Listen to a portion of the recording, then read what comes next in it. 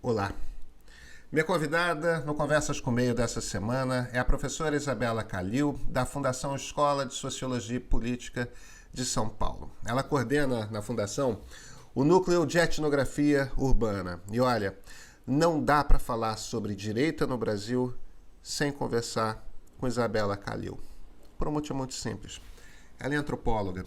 E o que ela faz no núcleo é estudar a direita, é estudar a nova direita brasileira e estudar também aquilo que ela chama de a novíssima direita brasileira. São grupos distintos, tá?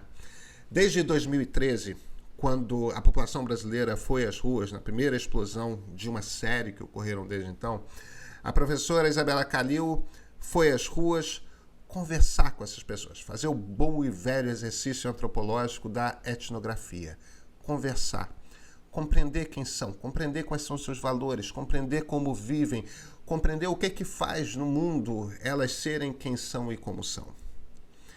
É desse exercício, é através desse exercício que ela lentamente começou a perceber o agrupamento cada vez maior de pessoas com valores às vezes parecidos, às vezes nem tantos, algumas oportunistas, outras de forma alguma, pelo contrário.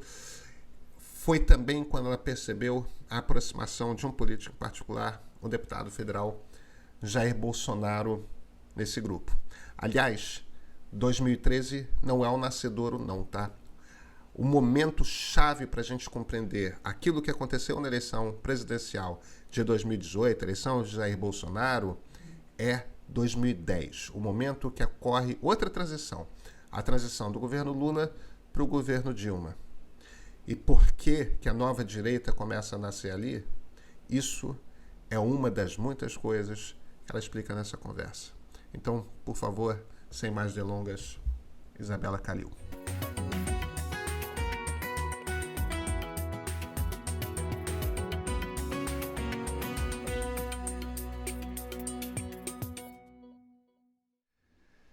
Isabela Calil, muito obrigado por ter aceito o convite para a conversa. Obrigada, Pedro, pelo convite. Isabela, muitas dessas conversas, eu tenho feito várias conversas com quem estuda o Brasil contemporâneo. Principalmente esse encontro entre política, sociologia, antropologia. E um tema frequente é o tema pelo qual eu gostaria de começar com você, porque eu sei que você estudou isso. Você tem alguma teoria a respeito do que aconteceu em 2013? Olha, eu tenho uma teoria que, na verdade, ela talvez seja contra-hegemônica em relação à centralidade de 2013. Vou explicar. Acho que a gente olha como se todos os nossos problemas tivessem começado em 2013.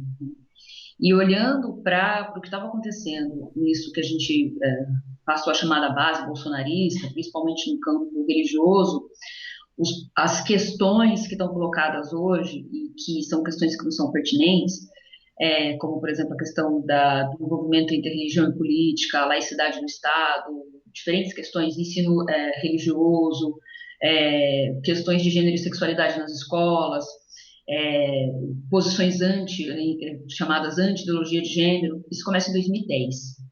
Então, o que eu acho é o seguinte: claro que tem coisas que são relevantes em 2013, a gente precisa olhar para 2013 e analisar, mas há um movimento importante que acontece na sociedade que começa em meados de 2009, mas em 2010, e que são fundamentais para a gente conseguir entender as forças que compõem isso que a gente está chamando de bolsonarismo. Então, estou falando muito baixo? Tá Não, ok o tá som? ótimo, tá ótimo. Então, o que acontece é o seguinte, por exemplo, a movimentação em torno da 2010 é um momento, por exemplo, em que o Bolsonaro se torna conhecido, por exemplo, no campo conservador religioso, principalmente cristão, quando ele se coloca contra o chamado kit gay, né, os materiais, o conjunto de materiais anti-homofobia. Então, nesse momento, por exemplo, isso é anterior a 2013. Então, assim, ele se colocar como essa figura que que ganha notoriedade por ser contra, né, passar a chamar de kit gay, né, o kit anti-homofobia, passar a chamar de kit gay, adotar isso como uma bandeira política e se colocar como porta-voz de um certo conservadorismo que é anti-gênero e sexualidade, isso acontece em 2010. Então, acho que tem talvez a gente possa olhar e entender o seguinte, são diferentes forças, né? Claro que, basicamente, quando a gente olha para 2013, a gente não está falando tanto desse campo conservador religioso, mas para entender, por exemplo, o conservadorismo, que é uma das forças que compõe ou que compôs, pelo menos, o apoio ao Bolsonaro, isso está em 2010.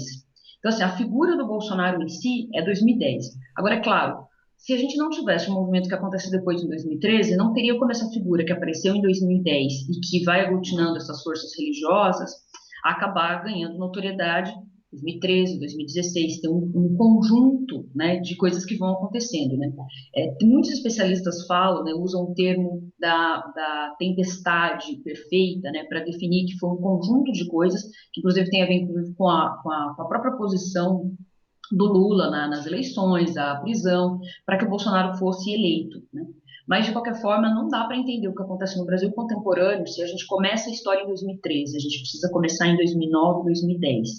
E aí, o que, que acontece de significativo nesse contexto que nos ajuda a entender? Principalmente as forças conservadoras, tá, e religiosas, é a questão do Plano Nacional de Direitos Humanos. Então, o PNDH3, ele é fundamental para a gente entender, inclusive, o lugar dos militares. Por quê? Porque ali com o PNDH3 está delineado um conjunto de políticas que vão falar, que depois vão se desdobrando na discussão sobre cotas raciais para indígenas, para pessoas mais pobres, para negros. A questão da Comissão Nacional da Verdade, então a discussão sobre justiça e sobre a questão sobre repensar o contexto da ditadura militar, isso, as raízes disso, a base disso, está no PNDH. Então, o desconforto que começa a surgir e que, inclusive, torna possível uma aproximação entre grupos de apoio aos militares ou militares e também esses grupos mais conservadores religiosos, está nessa discussão em relação às diretrizes do Plano Nacional de Direitos Humanos. Outra coisa que vai acontecendo é questões que estão relacionadas à discussão de gênero, tá? No PNDH.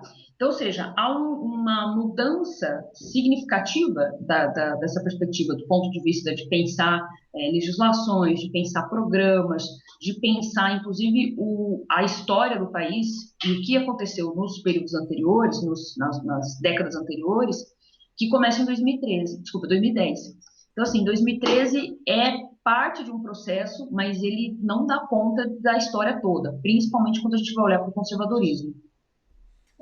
Tá bom. 2010 é o marco do plano e é o momento em que o Bolsonaro, como deputado federal, se posiciona.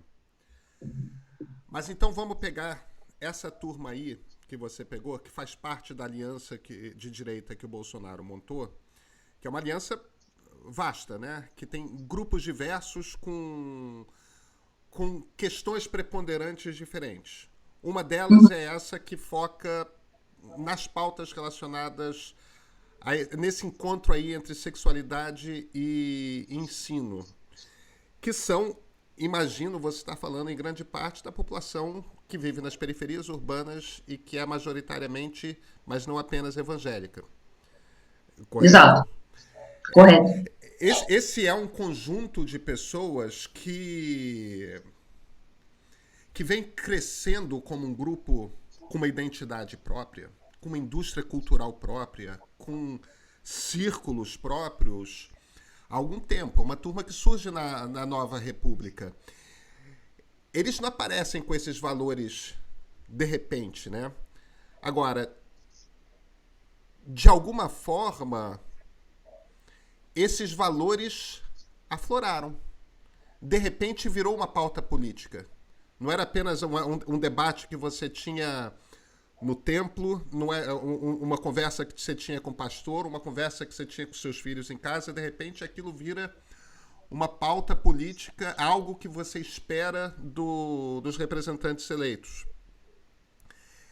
Esse momento é também em 2010, porque me parece que, ou é uma coisa anterior, porque o Bolsonaro aí, ao menos a mim, parece mais como um oportunista que percebe aquilo e, opa, essa pauta tá solta, deixa eu pegar, Mas ele não é o único também, né? Já havia no Congresso Nacional a formação de uma bancada evangélica, da qual, aliás, Bolsonaro não fazia parte.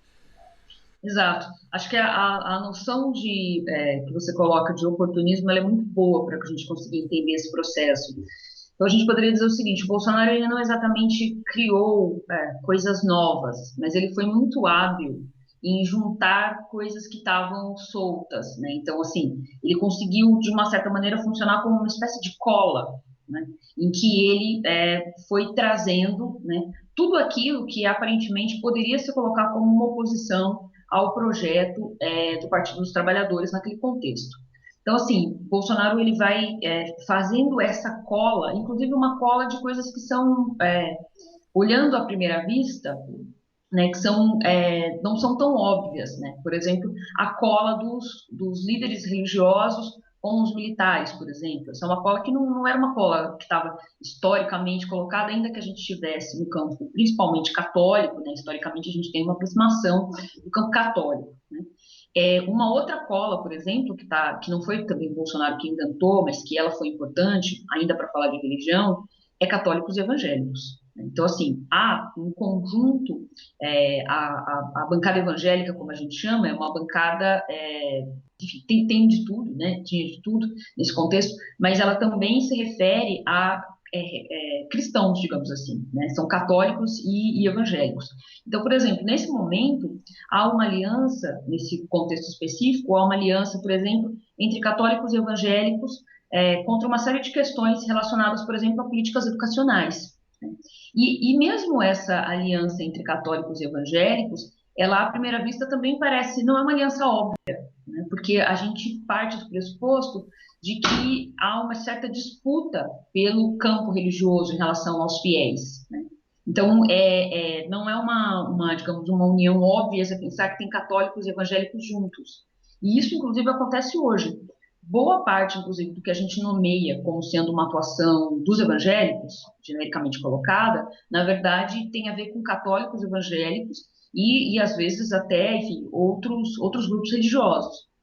Então, a questão é que os evangélicos, nesse caso, como a gente genericamente chama, eles são mais, do ponto de vista midiático, do ponto de vista comunicacional, do ponto de vista do campo da visibilidade na opinião pública, eles são menos silenciosos do que os católicos, às vezes. Mas quando a gente vai olhar, por exemplo, o Ministério da Damares, quando você vai olhar o que compõe, né, o grupo técnico que compõe o Ministério da Damares, não são só evangélicos, tem católicos ali. Então, católicos conservadores muito cristãos, muito, e aí genericamente colocado como cristãos.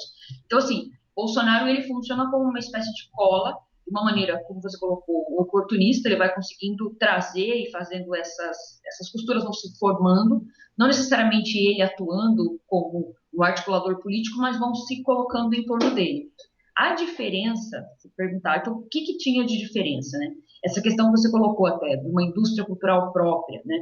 De fato, a gente vai tendo um processo são canais de comunicação, ou canais específicos para esse campo cristão, eu vou chamar de cristão e não de evangélico, tá? A formação, então, de canais de televisão específicos. Então, você vai tendo também, do ponto de vista, que é uma coisa que demora anos, é um processo longo, você vai tendo uma espécie de, não mais de uma arena, isso tem a ver com questões também econômicas, né? De ser lucrativo você ter canais específicos, uma TV específica, um conjunto, né? Digamos assim, de informações, um canal de comunicação específico para esse público. E ele se diferenciar do outro público. Então, a gente está falando de consumo também, né? A gente não está falando só de religião, de Bíblia. Acho que isso também é importante, né? A gente, às vezes, coloca o debate como se ele fosse um debate do campo da moralidade ou da crença só. E ele é do campo do consumo, né? Então, ou seja, como é que você vai fazer do ponto de vista do consumo, para lidar com uma população crescente e que tem uma demanda, por exemplo, pelo setor de música, tem uma demanda pelo setor de novelas específicas, então tem isso. Se a gente vai olhar, por exemplo, para as manifestações como a Marcha para Jesus, até para a gente voltar ao tema da questão de 2013, a questão é que é o seguinte: a Marcha para Jesus estava silenciosamente aglutinando um público cada vez maior E nós, assim, nós estou dizendo assim, sociedade, analista, com exceção de, acho que o campo da antropologia olhou para isso, porque a antropologia, historicamente, tem estudado grupos religiosos, né? Isso é uma das bases da antropologia, tanto clássica quanto contemporânea. Então, assim, com exceção de pessoas que estudavam religião, ou alguns antropólogos talvez de maneira mais geral, a Marcha para Jesus estava ali silenciosamente, cada vez aglutinando um público maior, analistas, isso era digamos, uma parte invisível da sociedade. E aí o que acontece é que, de repente, na sociedade brasileira isso aparece e a sensação que dá é que assim, gente, mas de onde apareceram essas pessoas? Ué, elas estavam lá. Acontece que nas nossas análises isso não entrava, por duas razões. Primeiro, porque eu acho que tem uma questão, quando a gente fala do campo religioso, e genericamente aí dos evangélicos, há uma série de questões que estão sendo mobilizadas, inclusive de classe e de raça, né? Então, assim, há um estigma também, e há uma separação que ela é fundamental que a gente faça como analistas entre os fiéis e as lideranças, né? Então, assim, acho que são coisas que são importantes a gente falar, porque a gente coloca os evangélicos, então dá a impressão de que uma pessoa que está morando na periferia de São Paulo, ou na periferia de Recife, que ela é o evangélico, que é a mesma coisa que o Edir Macedo, né? Ou o Silas Malafaia, enfim, a gente coloca todo mundo na mesma categoria. Mas, de qualquer forma, essa parte dessa população, ou desse fenômeno social, não diria nem população, parte desse fenômeno social ele fica, de certa maneira, inviabilizado. Por quê? Porque ele, historicamente, ele vai sendo visto como minoritário e ele vai aumentando e quase que silenciosamente, não porque ele fosse silencioso efetivamente, mas porque, por exemplo, jornalistas, analistas de ciência política não estão assistindo às novelas que esse público está assistindo. Não estão assistindo os programas de televisão que esse público está assistindo. Não estão escutando a rádio, não estão escutando o gospel. Então, eu acho que há uma questão do campo da cultura, efetivamente, que é importante a gente entender. O segundo elemento é que essas forças sociais ou esses grupos estavam até então apoiando o PT. Então, parecia que estava todo mundo junto, digamos assim, do ponto de vista da base social. Quando em 2010 a gente começa a ter essa cisão, é um momento em que você tem questões que estão colocadas ali, claro que tem a ver com disputas pelo campo da educação, que não é só uma disputa ideológica, de novo, né? É uma disputa, inclusive, por recursos, pelos programas efetivamente, por quem vai ensinar, quais são as instituições que vão ser, se as instituições religiosas vão ou não participar dos programas, enfim, tem várias questões envolvidas aí. Então, tem disputas que são disputas específicas do campo da política, mas o que acaba acontecendo é que esse grupo se fortalece e se vê numa posição em que pode, num dado momento, de repente, inclusive, parar de apoiar o projeto que até naquele contexto, né, em 2010, era hegemônico, né, o que não estava no poder, e que pode fazer alguma coisa diferente. Então, isso vai até a eleição da Dilma, de 2014, ainda que a base comece a ter cisões, tem a ver com outros debates, como, por exemplo, a Dilma tem tentado incluir, depois recua, é uma coisa um pouco ambígua e tal, mas a questão da discussão sobre a descriminalização do aborto, isso é um ponto que se torna inconciliável para as forças religiosas cristãs, né? Mesmo os setores mais progressistas da Igreja Católica, esse é o limite, né? Então, assim, pensar a questão da descriminalização do aborto, né? Nem da legalização, da descriminalização do aborto, é o limite, inclusive, para que lideranças ou a base religiosa cristã mais progressista diga, opa, isso aqui é o nosso limite, até aqui a gente vai agora saindo longe demais, né? Então, violência contra a mulher, ok, no limite até discussão de gênero na escola, ok, mas isso é muito. Então, o que vai acontecendo é que a gente tem uma mudança aí que inclusive tem um projeto que eu poderia até dizer o seguinte, aí não é baseado no que a gente tem de dados, mas pensando do ponto de vista lógico. Essas forças conservadoras apoiaram no passado a Dilma, por exemplo, apoiaram o Bolsonaro, mas eles podem, inclusive, se descolar do Bolsonaro, lançar uma candidatura própria e que seja efetivamente de um campo genuinamente cristão, religioso, que não é exatamente o caso do Bolsonaro, né? Então, assim, acho que a gente tem uma questão para pensar aí, que é uma combinação, para entender esse grupo, de posições políticas, mas também do ponto de vista de posições que estão no campo da cultura, né? Do que essas pessoas estão vendo, como que é a subjetividade dessas pessoas, como é que elas estão sendo formadas. Então, de repente, parece que o Brasil levou um susto, né? E descobriu que existia um outro Brasil, que ele estava ali o tempo todo e que ninguém, né, todo mundo falou, de onde veio? E aí, talvez eu acho que, inclusive, pensar o lugar da antropologia, porque é o momento, inclusive, que a antropologia talvez seja isso, que a antropologia entra no debate da política dizendo assim, estava sempre aí, né? Aí você tem outros analistas, por exemplo, como o Ronaldo Almeida, como uma série de outros analistas que vão dizer assim, gente, essa é uma briga que é da Constituinte, né? A gente está, tem antropólogo que está mapeando essa briga, né? Essa luta, essa disputa no processo da Constituinte. E aí vão dizer assim, olha como é que ele se desdobra, né? Então, eu acho que cada vez mais o que eu diria é que para olhar para a política contemporânea, para pensar o Brasil contemporâneo, como você colocou, a gente tem que olhar a política institucional, tem que olhar o campo da cultura popular, isso é fundamental. Né? O campo da cultura popular é fundamental. E eu queria depois falar um pouquinho sobre isso.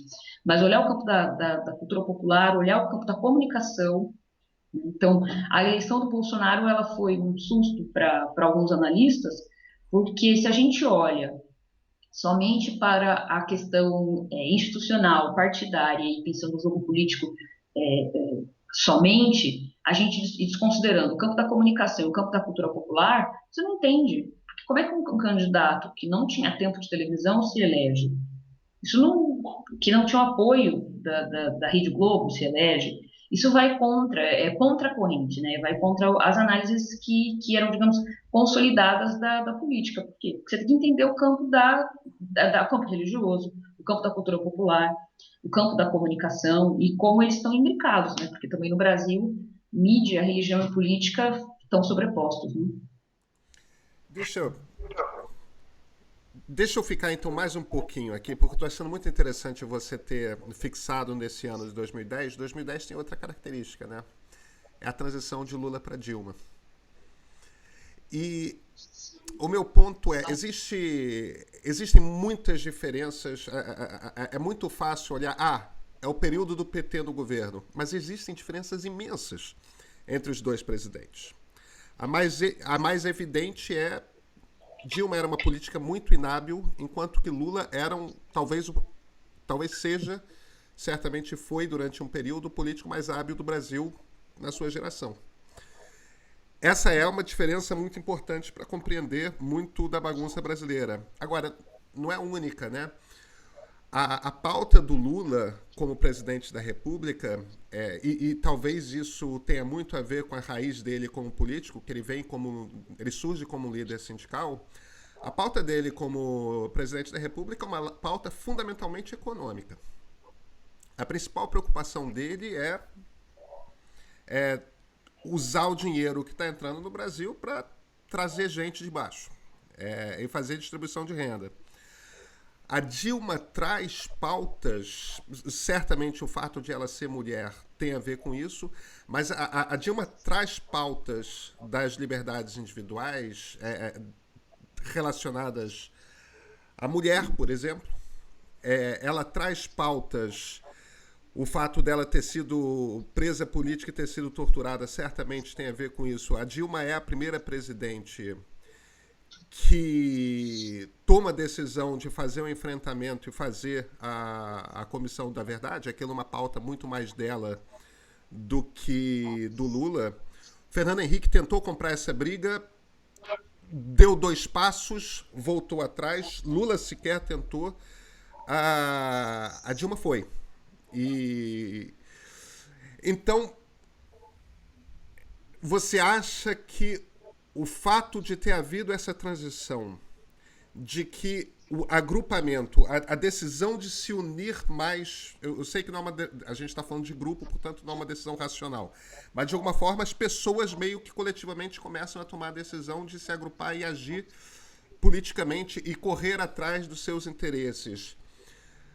Você acha que tem a ver com o fato de que era a Dilma presidente e que com outro presidente talvez não tivesse, ou outra presidente não tivesse sido dessa forma? Acho que eu diria o seguinte: a primeira diferença, você já colocou na sua pergunta. Eu acho que fez de fato muita diferença no campo político, né? Ser uma mulher e não um homem. Eu acho que isso assim é uma diferença significativa, né? Tanto no sentido, e aí eu, talvez até menos no sentido que você apontou sobre, digamos assim, uma mulher no poder se comportando como uma mulher, ou com pautas específicas, como você colocou a própria o exemplo que eu dei sobre a questão do aborto, né? Se você a gente for comparar Lula e Dilma, Lula se colocou muito menos nessa questão comparado com a Dilma, ainda que a Dilma tenha se colocado inclusive relativamente pouco, né? É, mas, quando a gente olha e compara, né, eu acho que há coisas importantes para a gente olhar, né? Uma delas é a questão de que, se a gente vai lembrar, até antes do processo do impeachment, existia um binômio que era o seguinte: ora a Dilma se comportava, ela era criticada porque ela se comportava muito pouco como uma mulher, e aí ela se comportava muito como um homem, ora ela é criticada porque ela se comportava muito como mulher. Então, assim, era um lugar, inclusive, do ponto de vista da produção até midiática sobre ela, que era bem ambíguo, né? Então, assim, a gente lembra, né, daquelas capas, né, em que ela aparece como alguém que está ficando, está enlouquecendo, né? Então, assim, ora ela é dura demais, ora ela é descontrolada, então tem essa situação. Mas eu acho o seguinte, não diria que essas questões relacionadas ao PNDH, que elas são uma questão, eu não sei exatamente se elas são uma questão mais da Dilma do que do Lula. Eu não diria com essa segurança, eu não tenho essa segurança. Porque eu acho que é o seguinte, existia de fato um projeto de pensar no médio prazo diferentes mudanças e projetos, por exemplo, coisas que ficaram para efetivamente para que fossem contemplados, né, temas que fossem contemplados na gestão futura. Então, eu acho que há uma passagem aí. Eu não diria exatamente, eu penso mais nesse sentido, em relação ao PNDH, uma continuidade de projeto do que a de uma efetivamente trazendo algo tão novo assim. Eu acho que tem mais continuidades do que rupturas em relação ao PNDH. Né? Agora, o que provavelmente teria acontecido é a questão da condução das políticas, das questões, isso sim, né, se a gente vai comparar, isso todos os atores que estão envolvidos nesse processo costumam apontar a capacidade conciliadora do Lula e a capacidade que ele tinha naquele momento que expressava. Então é muito difícil também você comparar dois modelos, né, ou dois políticos nesse sentido. Agora, tem uma questão que eu traria, que é a seguinte, para a gente pensar, inclusive, para fora do que está acontecendo e desse aumento, digamos, desse crescimento de um conservadorismo e do crescimento de uma direita, nesse caso até nova direita, emergente, que não era a direita histórica, né? Que era pequena, né?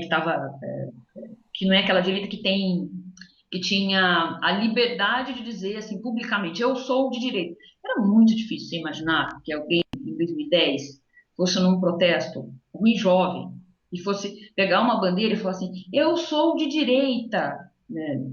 Isso não era, porque direita era ser identificado com a ditadura, ser identificado com uma coisa. É a mesma coisa no Brasil hoje. Não é comum alguém dizer assim, eu sou racista. Ainda que a pessoa possa ter performance, práticas racistas, culturalmente não é muito aceitável se dizer isso, com raras exceções. Então, a mesma coisa com a direita. Né? Hoje não. Hoje imagina, né? Então, o que está acontecendo ali também, para a gente compreender? A direita, e aí estou pensando do ponto de vista, não só no Brasil, mas do ponto de vista internacional, 2008, a gente tem a crise de 2008. Então, o que acaba acontecendo no caso de 2008? Quando em 2010, 2011, eu estava nos Estados Unidos fazendo estágio de doutorado na Universidade de Columbia, em Nova York. E o que acontece nesse contexto, né, nesse período, 2011, 2010?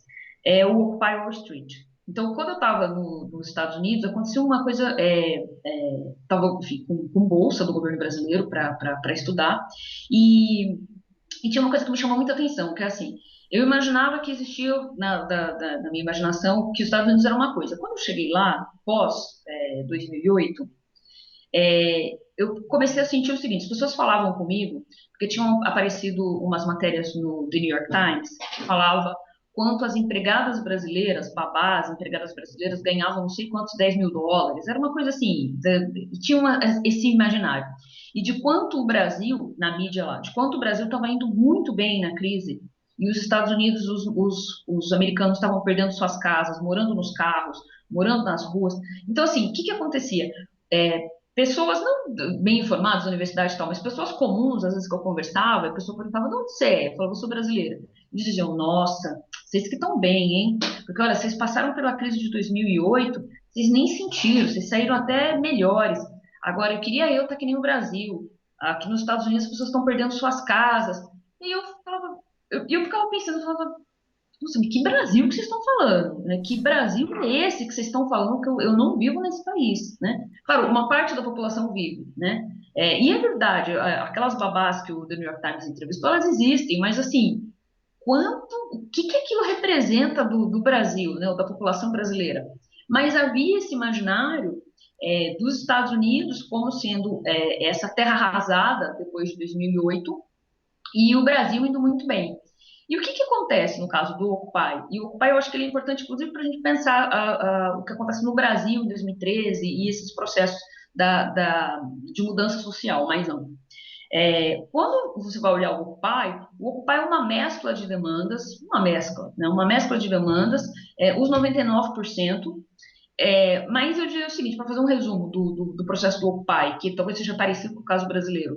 Há um processo, uma demanda, né, de as pessoas que saíram perdendo naquilo que a gente chamou do processo de globalização.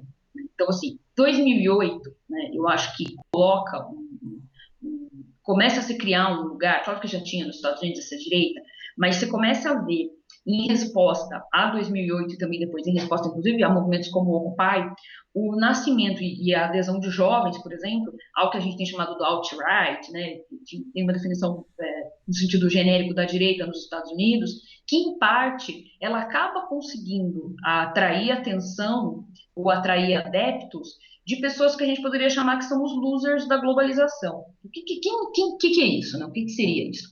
No caso brasileiro, se a gente vai pensar, vou dar um exemplo concreto para não ficar muito abstrato.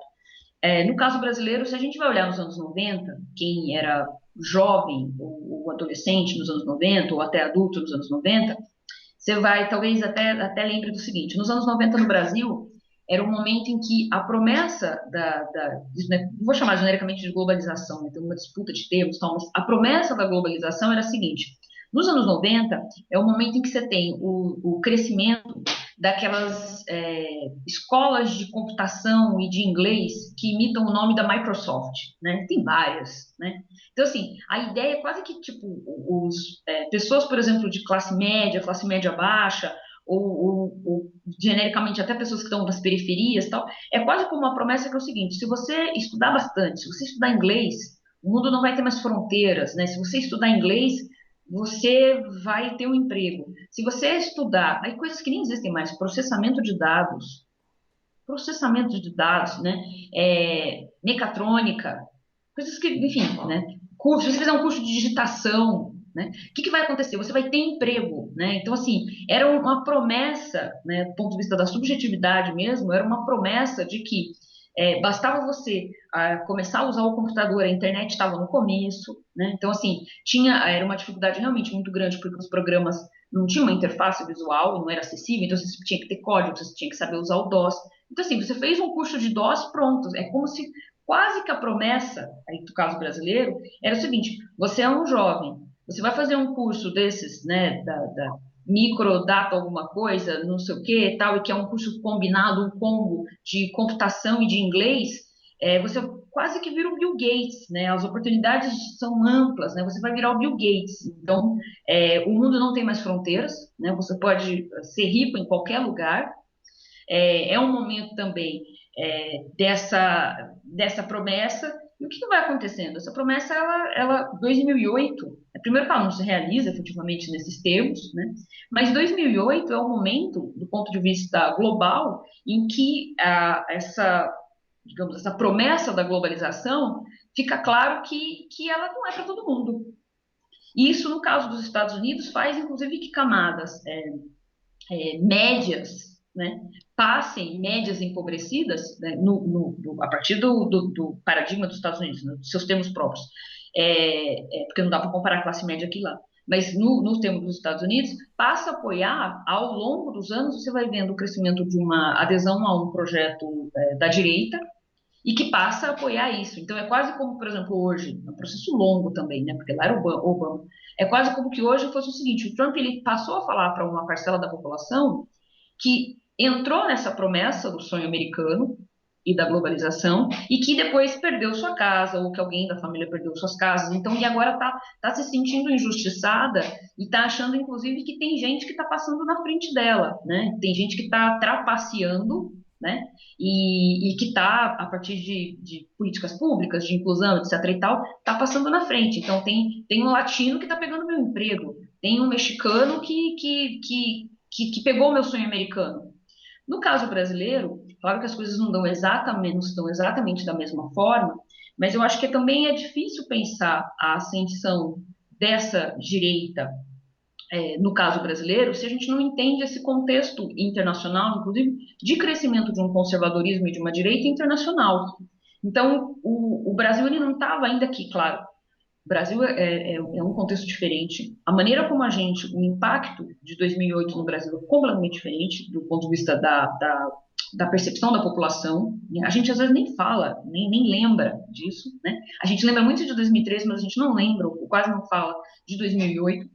Mas, do ponto de vista, digamos, de pensar a reorganização do capitalismo e de pensar que passa aquela promessa, pelo menos a promessa, de a inclusão, né, da entrada de todos os atores sociais no processo de globalização, as portas se fecham. E se fecham na cara de grupos ou de pessoas que são de classe média baixa também. Então, o que acaba acontecendo é que, no caso brasileiro, essas forças religiosas que estão em deslocamento, no caso brasileiro, para um projeto próprio, passam a encontrar também aliados fora do Brasil a partir disso. Então, ou seja, você começa a ter um diálogo entre uma direita que está crescendo e que encontra respaldo nessa direita internacional, dentro desse contexto todo pós-2008. Tanto que eu faço pesquisa há muitos anos, né, acompanhando etnograficamente. O que a gente vai vendo? Né? Faço pesquisa coletivamente, né, tem um grupo de pesquisa que é o Núcleo de Etnografia Urbana, o NEL. Quando a gente vai olhando a trajetória dos grupos de direita em ascensão que estão nascendo, e aí, claro, a gente não está olhando o nosso foco, e aí, direita a gente divide assim. A gente chama, pelo menos na nossa pesquisa, nova direita, a direita que nasce em 2013. Né? E aí a gente chama de uma novíssima direita, a direita que nasce em 2016, porque inclusive a de 2016 se contrapõe a 2013, né? Dizendo que 2013 não é direita de verdade. Sendo que a direita 2013 está mais, digamos assim, identificada com um rótulo de liberais, e a de 2016 mais um rótulo de extrema-direita, né? Ou o que eles chamam de direita de verdade. Mas o fato é que é o seguinte, ao acompanhar a formação dos grupos de direita, tentativa, inclusive, de grupos conservadores de replicarem no Brasil uma pauta que no Brasil não cola, porque eles estão copiando dos Estados Unidos.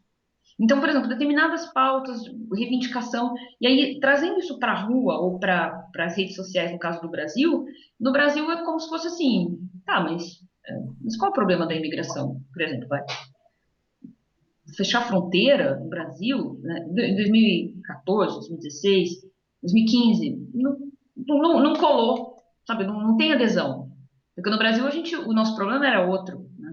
E aí, esses grupos em ascensão, eles conseguem também pegar um acúmulo de coisas que estão acontecendo internacionalmente, testar aqui, copiam livros, né, tentam replicar ideias, tentam replicar tecnologias de mobilização social.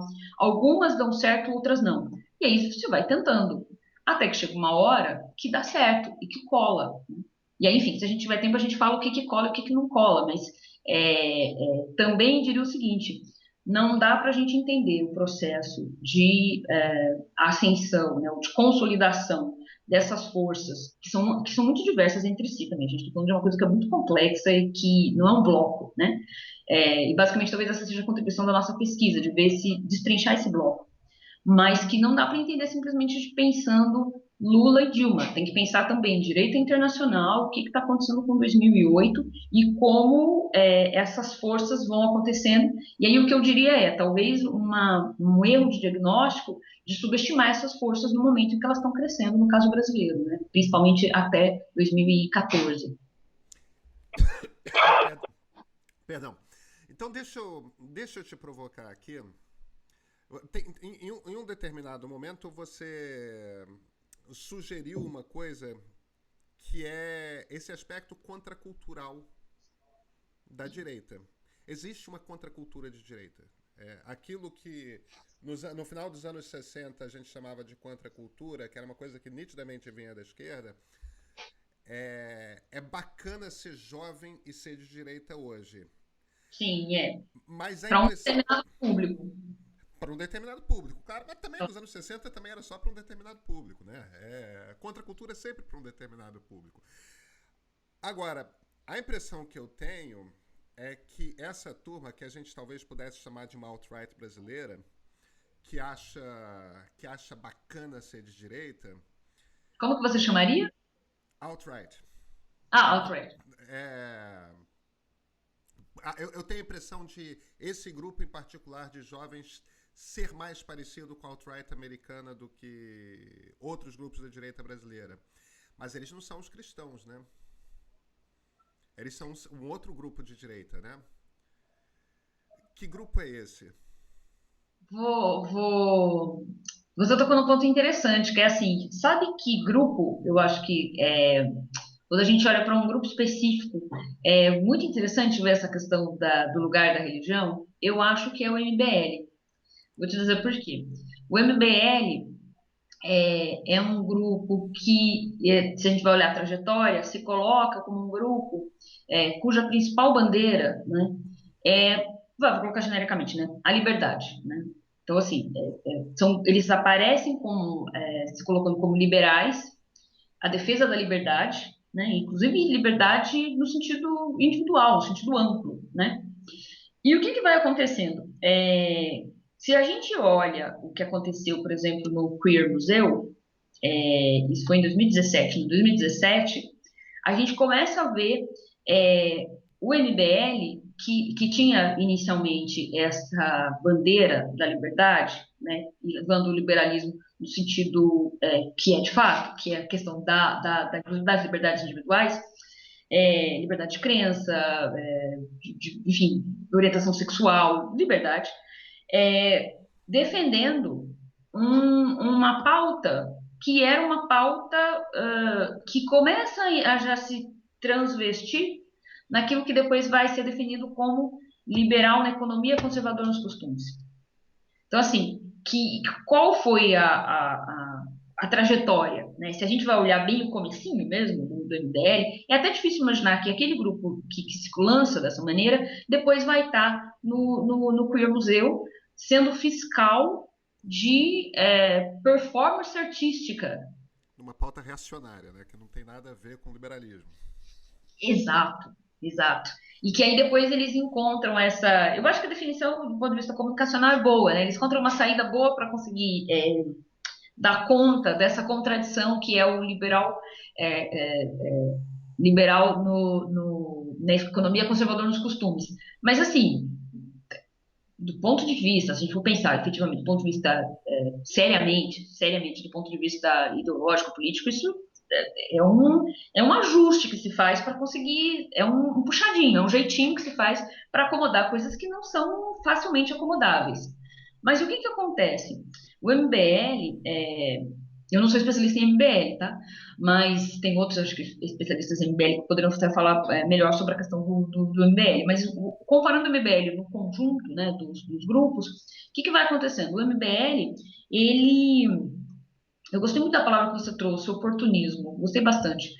O MBL faz o seguinte, o MBL quer, ainda que tenha nascido fazendo a crítica da política institucional, o MBL lança candidatos.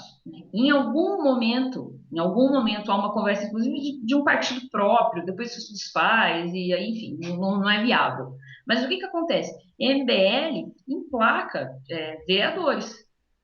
Eles estão na política local, eles conseguem eleger vereadores em diferentes partidos. E, se não me engano, é vereador e um prefeito, se não me engano. Mas o MBL consegue entrar dentro da política local. Então, o que acaba acontecendo? Para isso,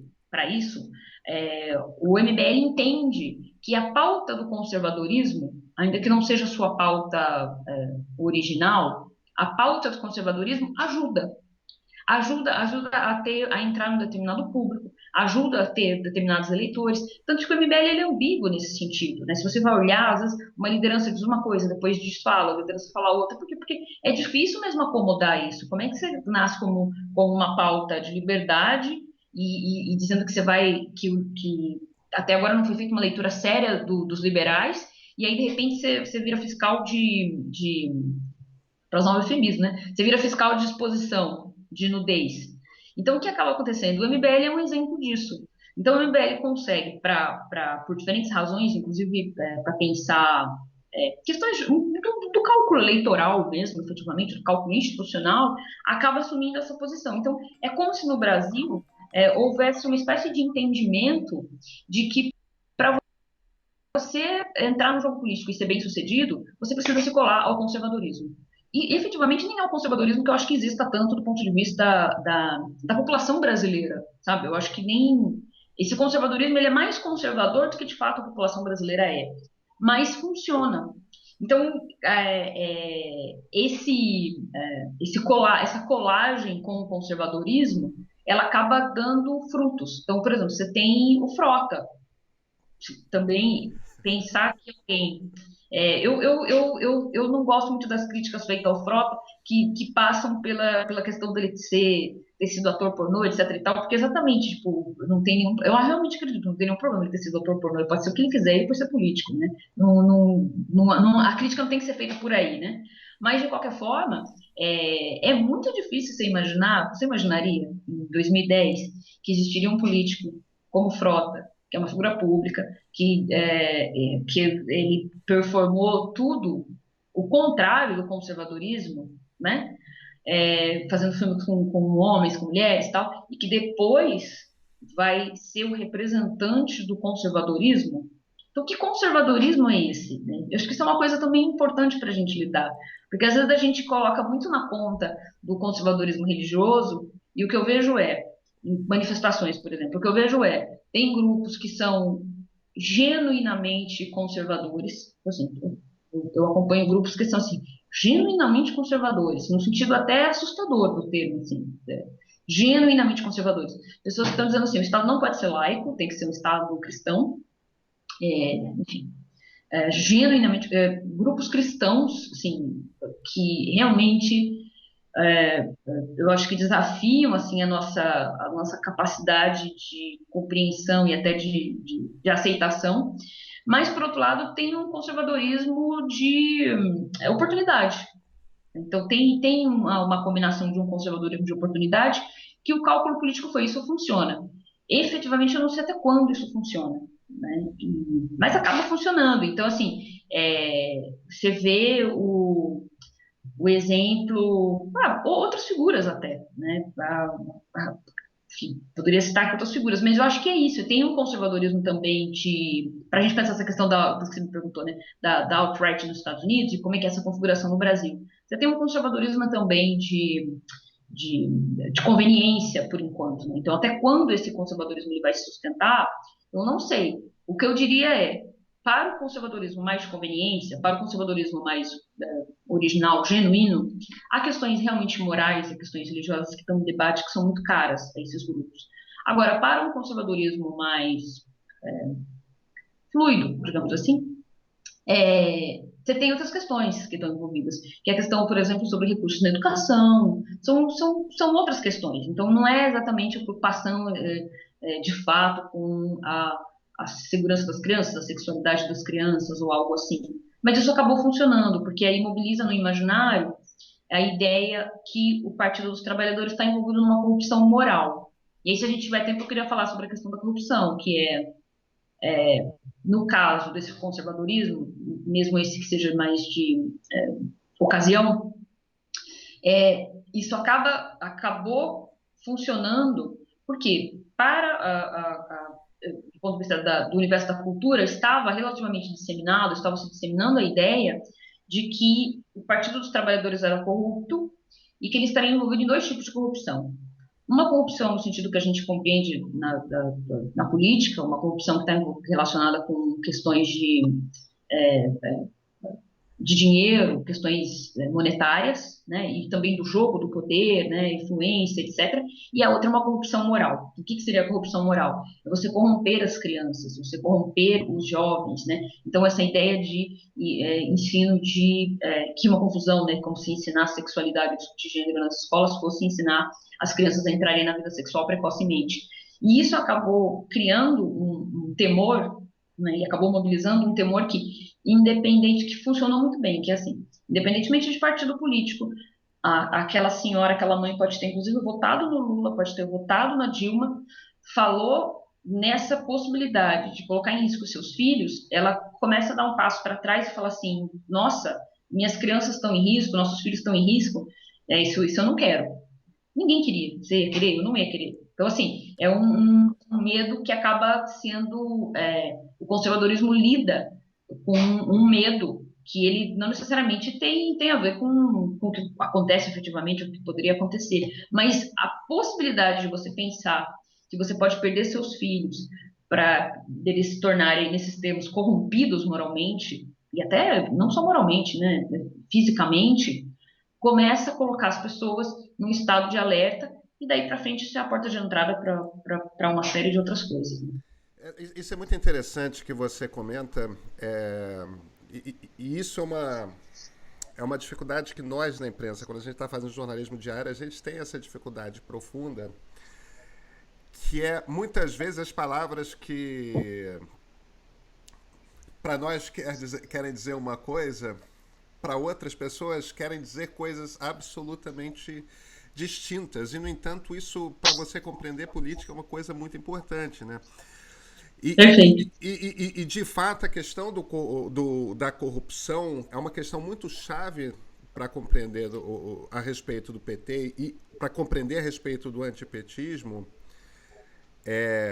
Isso não é uma impressão que eu tinha durante a eleição, mas é uma impressão que eu fui consolidando depois, que enquanto existia uma classe média urbana tradicional que se tornou lavajatista, mas que nos anos 50, 60 seria lacerdista, entendeu? É um espírito antigo, tudo mais, e para quem corrupção é corrupção, é peculato, entendeu? É desvio de dinheiro, tudo mais. E para um grupo dentro da classe média urbana tradicional brasileira, isso é um dos males cruciais da cultura política brasileira. E aí eu não vou nem entrar no mérito de se é ou não é, mas é a percepção dessa. Agora, tem um outro grupo que vem das periferias, que é uma classe média também, só que é uma classe média recente, para quem corrupção tinha um sentido muito diferente, né? Que é o Exato. sentido da corrupção moral, de algo que era de podre e tudo mais, e que se junta com essa questão da sexualidade, principalmente quando está ligado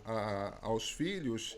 E quando eles estão na rua falando de corrupção, tem dois grupos falando de corrupção, estão falando de coisas absolutamente diferentes, né? Isso que você falou é muito interessante, assim, eu achei bom que você tocou nesse ponto, porque, assim, eu faço pesquisas que são de natureza etnográfica, né, que, assim, não é uma exclusividade da antropologia, mas é um traço importante da antropologia, né, então eu faço pesquisas etnográficas, faço pesquisas que é o que a gente pode chamar de pesquisas em redes sociais, né, faço pesquisa no Zap, que está mais dentro da caixinha da pesquisa etnográfica, porque o WhatsApp não é uma rede social, então isso é uma distinção importante. Mas, recentemente, inclusive, por exemplo, fiz um levantamento com a Marie Santini do FRJ no Twitter, né, que inclusive a gente mapeou o grau de uso de robôs entre os apoiadores. Então, assim, faço as duas coisas, né? E algumas dessas pesquisas, às vezes, são pesquisas, eu faço mais pesquisa que a gente chama de qualitativa do que quantitativa, ainda que às vezes eu faça pesquisa quantitativa. É, mas a base mesmo, ainda que tenha pesquisas quantitativas, a base da nossa pesquisa é qualitativa, né? Ela é etnográfica. E às vezes eu passo por uma situação que é assim, essa semana mesmo, passada eu estava apresentando a pesquisa num evento fechado, e aí eu comentei, eu falei assim, olha, eu tenho foram oito ou seis famílias que eu tô acompanhando, e aí eles dizem isso e tal, e estava falando, né, e tecendo análises a partir da fala de um grupo muito pequeno. E aí um dos meus interlocutores perguntou assim, tá, Isabela, mas você falou com pouca gente, né? Então, assim, quem é você perto de pesquisas, assim, ainda que eu também já tenha feito pesquisas abrangentes, mas quem é você perto de pesquisas, por exemplo, de outros institutos que entrevistam, assim, que tem a amostra que ela representa a população brasileira? E aí, eu acho que eu diria nesse sentido, né? Primeiro que realmente há limites do que pode uma pesquisa que fala com as pessoas e fala com poucas pessoas de maneira profunda. As pesquisas têm que ser combinadas, né? Assim como há limites das outras pesquisas. Mas o que eu diria, o que eu respondi para o meu interlocutor é assim: sim, eu falo com essas, nesse caso dessa pesquisa específica, tá? Eu estava falando sobre isso especificamente com poucas pessoas, mas eu falo com essas poucas pessoas há anos. Então, assim, a dimensão que eu consigo entender é exatamente essa que você disse, que não é uma dimensão que diz respeito a quantos por cento da população é contra ou não a corrupção, mas é uma dimensão que ela diz respeito afinal de contas, o que é corrupção para você? O que significa corrupção? E aí se eu estava falando, eu me lembrei da pesquisa que saiu sobre o fato de que 75% da população brasileira, acho que é esse o dado, me corrija se eu estiver errada, apoia a democracia. É isso o dado, né? 75% apoia a democracia. Mas o que é democracia? Exato. Para, é, como nos últimos anos eu me especializei em grupos que apoiam o Bolsonaro, dentre os grupos que apoiam o Bolsonaro, é a minoria que é antidemocracia. Os grupos que apoiam o Bolsonaro, e inclusive grupos que pedem a intervenção, o que eles chamam, né, nesses termos, a intervenção militar temporária e constitucional, é porque eles querem mais democracia. Então, assim, acho que isso também é um outro desafio para a gente pensar a política, que ou um outro exemplo que quase todas as entrevistas eu falo desse exemplo, são na periferia de São Paulo, uma manifestação pelo Estado mínimo. E eu acho que eu conto essa história todas as entrevistas. E aí, mas eu acho que ela é importante, por isso que eu conto, que é Estado mínimo, né? E olhando, eu falei, cara, como assim essas pessoas estão pedindo Estado mínimo? E aí eu perguntei, falei, legal, vocês estão pedindo Estado mínimo? O que é o Estado mínimo? Tá faltando vaga na creche. A gente quer que a creche tenha um horário ampliado. A gente quer mais creche. Posto de saúde precisa de mais recursos, tá? Uma vergonha, então precisa ter. Posto de saúde precisa melhorar. Tem buraco na calçada, a gente quer mais iluminação. Então, assim, era mais saúde, mais segurança, mais educação. E aí eu fui ouvindo e fui anotando, né, assim, com uma, né, realmente tentando ouvir. E aí eu fiquei pensei, falei, mas e a hora que vai entrar o mínimo, né? Vamos ver o mínimo que vai ser. E aí eu escutei e tal. Aí eu falei, a parte do mínimo? A gente não quer, a gente quer mínima intervenção ou não intervenção nos assuntos de gênero e sexualidade. Não quer que ensina, não quer que tenha ideologia de gênero nas escolas. Foi traduzido dessa maneira. Eu estou fazendo uma tradução. Então, a parte do o mínimo era um estado, a definição, se a gente for pensar analiticamente, é um estado de bem-estar social pleno, ou quase isso, combinado com uma intervenção mínima em assuntos específicos de gênero e sexualidade. Então, assim, aí se você vai levar do ponto de vista quantitativo, né? Se eu faço um survey lá e eu digo assim que aquelas pessoas elas estão a favor do Estado mínimo, a gente talvez precise entender o que é Estado mínimo para essas pessoas, porque para um economista, até entre os economistas, né? Ele pode significar uma coisa, né? Para os sociólogos, Estado mínimo quer dizer uma coisa. Agora, a maneira como no campo da cultura e da comunicação essas categorias são mobilizadas é outra história. Para dar um outro exemplo, teve um evento que eu cobri que foi extremamente importante para a pesquisa, assim. Realmente ele nos forneceu várias respostas e mudou, assim, foi um marco para a gente, um divisor de águas, que foram os protestos contra e a favor da Judith Butler em 2017. Basicamente, assim, para resumir, era um grupo de um lado contra a fala a intervenção da Butler e outro grupo a favor. E o que é interessante, a gente acabou publicando sobre isso, o que é interessante é que, assim, uns diziam assim, fascistas, fascistas não passarão. O outro grupo gritava exatamente a mesma coisa. Fascistas, fascistas não passarão. Então, assim, mesmo o conceito de fascismo, tipo, eu entrevistei, tinha um grupo com apoiadoras na época do Ele Não, eu acompanhei o Ele Não e o Ele Sim, né? Teve um evento também que era o Ele Sim. E estava no Ele Não e o Ele Sim. E aí era interessante porque os dois grupos de mulheres mobilizavam a categoria do fascismo. As mulheres do Ele Não diziam assim, a gente está lutando contra o fascismo, então eram mulheres contra o fascismo. As mulheres apoiadoras do Bolsonaro eram mulheres contra o fascismo. Então acho que esse é um desafio para a gente, que é assim, a direita também, ela foi muito hábil em capturar pautas ou se apropriar de um léxico. Globolixo, a mídia. Então, assim, olhando para do campo, assim, retrospectivamente, o que a gente começou a ver em campo? Na época do impeachment. O campo, vou chamar genericamente de progressista, tá? O campo progressista dizendo assim, a, a mídia, fazendo marcando essa posição, né? A mídia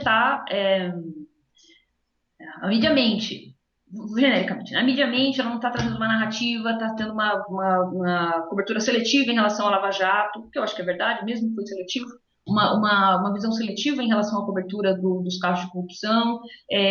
Isso aqui, tipo, tá injusto, né? O grupo, a direita em ascensão, dizendo assim, a mídia mente. E aí, quando você começa a ver que, assim, eles estão falando a mesma coisa, então, para a população, é como se fosse o seguinte: a parte dessa direita consegue plantar em um terreno que ele já tinha sido semeado, inclusive pela crítica. Então fica difícil, porque você vai dizer o seguinte: você passou anos dizendo a mídia mente, a mídia mente, a mídia mente. Aí vem alguém da direita, é o dilema que a gente está, que agora tem que dizer assim, não, espera aí, a gente tinha críticas à mídia, mas assim, a gente está recolhendo as críticas, porque a mídia profissional ela é importante nesse momento.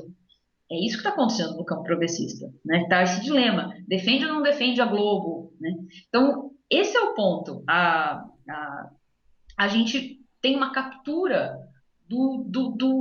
dos conceitos, né, do entendimento. E aí, claro, é um esvaziamento deles e eles viram outra coisa. Tipo, o Estado mínimo vira o contrário do que é sinônimo de Estado de bem-estar social, né? Mas, assim, esse é o ponto, né? E eu acho que a questão da crítica a que a gente chama, né, genericamente, da mídia é um bom ponto, né? Porque se você vai conversar com alguém que apoia o Bolsonaro, assim, se você pegar, eu tenho entrevistas, por exemplo, se você pega metade da entrevista, você fala assim, nossa, essa pessoa aqui, ela é do campo progressista, porque ela está falando, ela está usando todo o léxico, ela está falando, ela está mobilizando os conceitos, está mobilizando a crítica, né? Está mobilizando, aí está dizendo tem uma cobertura elitista na imprensa, está fazendo tudo isso. Só que aí chega no final e aí é porque a mídia mente. Aí tem, enfim, né, vários negacionismos, várias coisas, mas até a página, num livro numa coisa de 10 páginas, até a página 8 está muito parecido. O que muda é depois o encaminhamento que você dá para isso. Então, assim, acho que nesse caso o buraco é mais embaixo. É interessante que você está me lembrando o André Singer, que faz essa análise quando ele faz uma diferenciação entre o que é direita e o que é esquerda no Brasil. E o comentário que ele faz é justamente os dois querem Estado. A direita quer um Estado que controle o processo de ascensão social dos mais pobres. Que faça, mas que faça controlado e tudo mais. E a esquerda, tradicionalmente, quer que o Estado se ponha ao lado dos movimentos sociais para acelerar o processo. Mas quando você vai analisar o discurso de ambos, os dois querem Estado. Os dois Assim, querem um Estado presente, forte e ativo. assim como os grupos que apoiam Bolsonaro querem democracia, mesmo que eles estejam em atos antidemocráticos. Porque aí a democracia, quando na discussão sobre o que é democracia, era assim: precisamos ter. Acho que o discurso sobre a intervenção militar temporária constitucional ajuda bastante a entender isso. Que é assim: quando eu comecei a conversar com grupos, eles se chamam de intervencionistas, né? Comecei a conversar com grupos intervencionistas antes do impeachment. E aí, porque os intervencionistas são grupos pequenos, mas assim, eles já são, faz tempo já, né, que eles estão na cena pública. E aí, conversando com grupos intervencionistas, alguns muito pequenos no começo, eles diziam o seguinte: a gente quer uma intervenção, a gente quer mais democracia. Eu perguntava, mas não estou entendendo, como é que você quer mais democracia com uma intervenção militar? Aí eles diziam o seguinte: porque nós estamos vivendo uma ditadura. Então, assim, nós estamos vivendo a ditadura do PT. Então, assim, estamos claramente numa ditadura.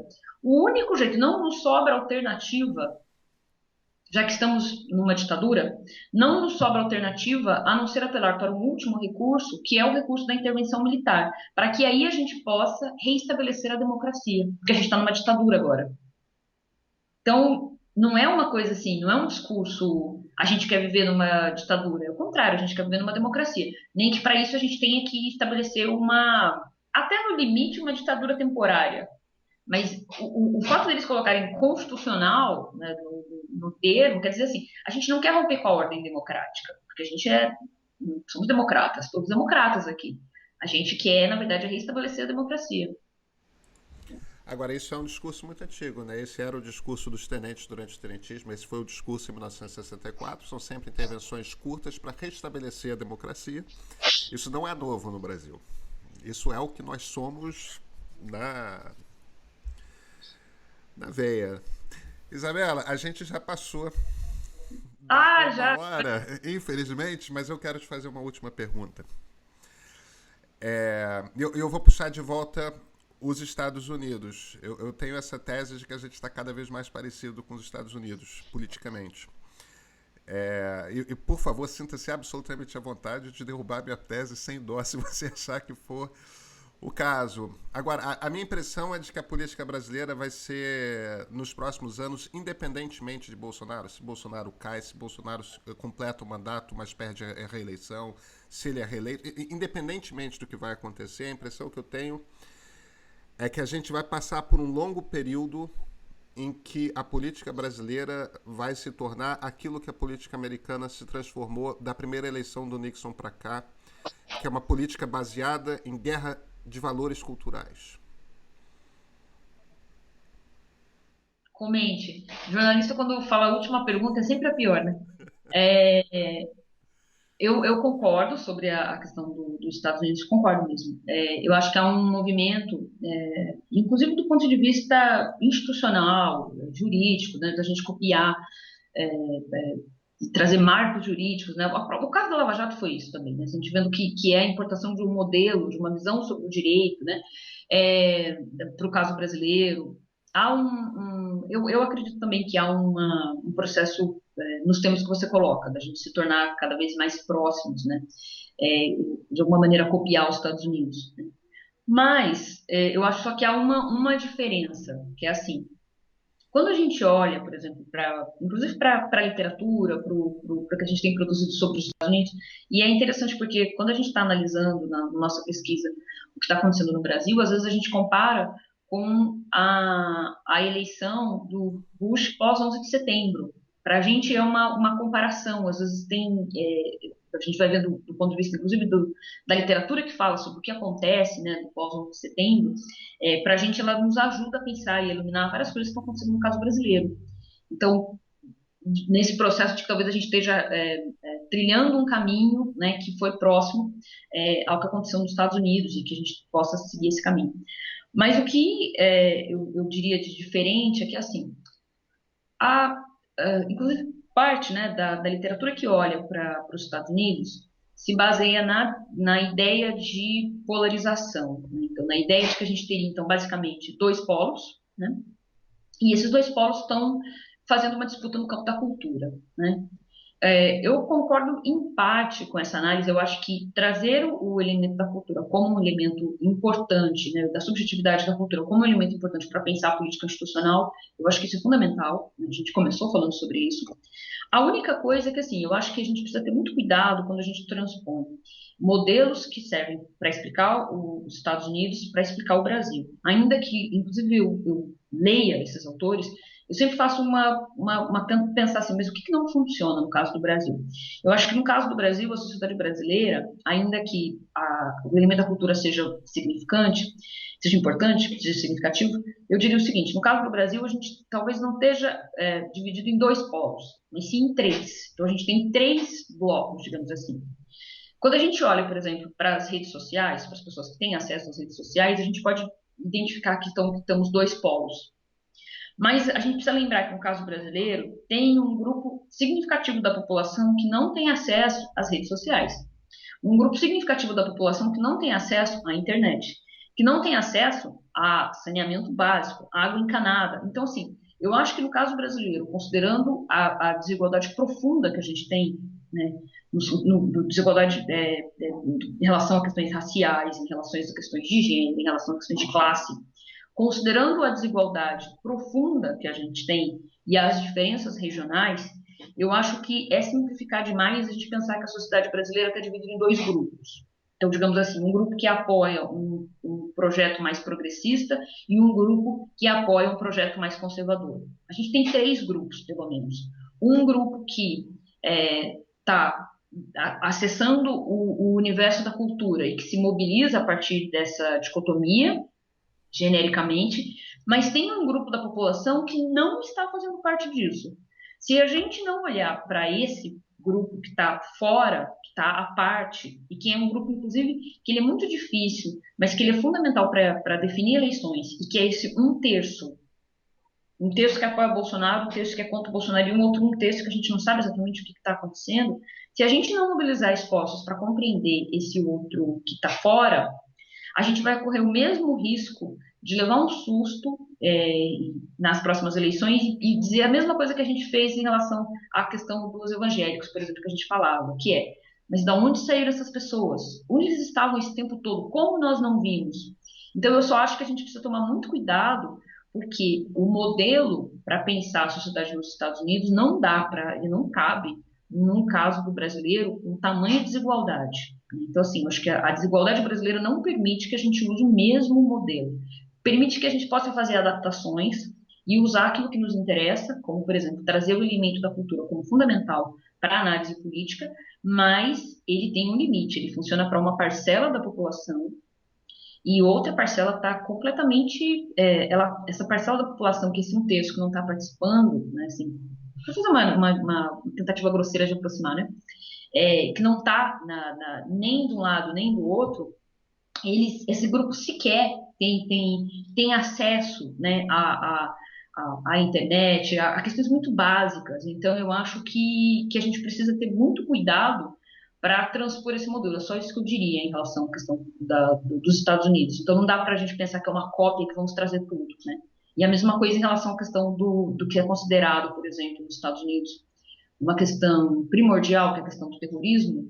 No caso brasileiro, não dá para transpor a mesma coisa. No caso brasileiro, a discussão sobre segurança pública ocupa, no Brasil, performa a mesma coisa que o terrorismo nos Estados Unidos. Então, também, se a gente não olhar para a discussão de segurança pública a partir da demanda das bases sociais, a gente também vai perder aí uma parte importante no campo de disputa, né? E de análises, né? Não, esse ponto que você levantou é fundamental porque, no fim das contas, esse grupo, que é o grupo de brasileiros realmente pobres, não a classe média que ascendeu nesse século, mas a turma que continua pobre e sem acesso, às vezes, às condições mínimas do Estado, ainda faz diferença grande e pode virar eleições para um lado e para o outro. Exatamente. Isabela Calil, muito obrigado pela conversa. Obrigada, Pedro, pelo convite. Foi um prazer. Foi um prazer.